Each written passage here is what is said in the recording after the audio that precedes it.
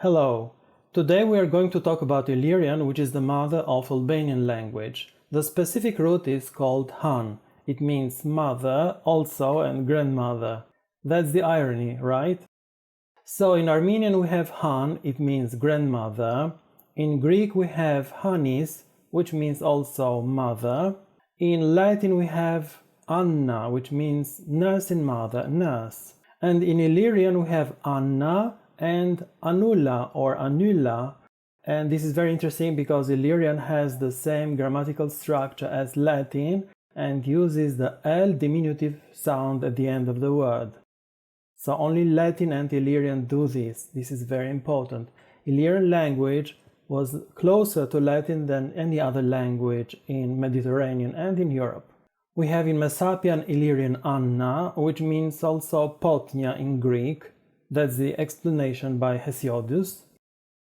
And we also have annus, which means an old woman. Also it means an old person in general in Latin. From the mythology we have Anna, the sister of Dido. We have also Anna Perenna, an Italian goddess. In Greek and Armenian and also in Illyrian has been preserved the initial laryngeal age. Now in Albanian.Tosk we have Ahnen, which means aunt, auntie, and it's not a loan word from Greek because it has been recorded in Illyrian. It's an inherited word. Unfortunately, the Academy of Science in Albania has ignored this word, and it has ignored altogether the heritage of Illyrian legacy into Albanian. This is the pure reason why I organized these films online, because I'm going to represent the entire Illyrian dictionary online for everybody to enjoy. So as you can see, it continues the connection between Illyrian and Albanian uninterrupted for thousands of years. And as you can see, the Albanian.Tosk is closer to the Messapian language, and there is still a village in Albania called Messap. Can you imagine? So it's near Vlora. A very beautiful mosaic has been discovered there with a figure of Boreas, the north wind god. As you might imagine, Illyrians left a huge legacy not only in Albania but also in southern Italy where they migrated. Basically, the Illyrians left behind a written language, and their language is very similar to modern Albanian. So as you can see, it's very important for us to prove that Albanians are the inheritors of the Illyrian legacy. And the toponyms in Albania come from Illyrian. And also, as you can see, the name for the grandmother is the same in Southern Albanian dialect and in Messapian Illyrian recorded in Italy. The wonderful thing is that this word has been recorded also by Germanic languages. In Old High German we have Anne, which means grandmother. In Old Norse we have Illy, and Old Norse we have Annela. In Old High German we have also Annela, and these are all family names. In Middle High German we have Anel, grandfather and grandson. Then we have in Old High German also an Inschr and an Inschlin. In German we have Enkel, which means the young ancestor.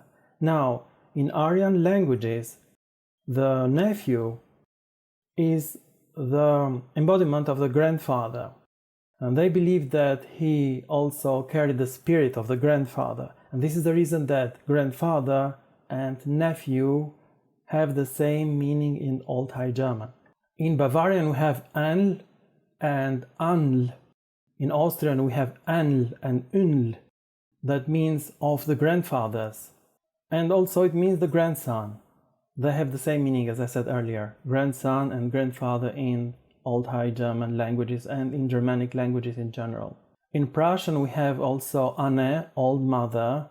In Lithuanian we have Anuta, mother-in-law.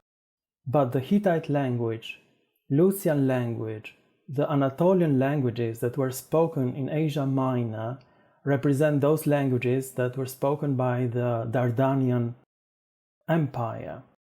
The Dardanians who are Illyrians by descent, built Troy or Ilion, and actually their mythology has been translated into later Greek. The Anatolian languages unfortunately were dead by 1200 BC. A terrible event happened at that time. A global catastrophe marked the end of the Bronze Age and the beginning of the Iron Age. Now these are lull words or child words, and they don't carry specific meaning, and they are spoken also in other languages other than Indo-European languages. These root words have been found also in the Caucasian languages and also in Turkish languages, but the most important thing is the connection between Illyrian, Albanian and Anatolian languages. There are very few words that have been preserved in Albanian, and the most important thing is that Albanians should be very proud of their legacy.